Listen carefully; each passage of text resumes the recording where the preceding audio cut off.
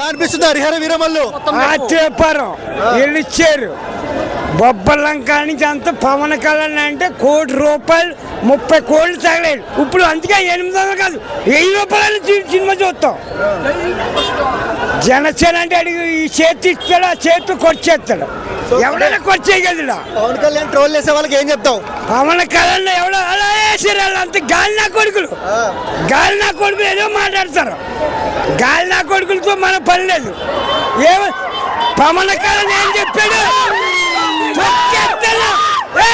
జగన్ తొక్కేస్తాడన్నాడు అంతే.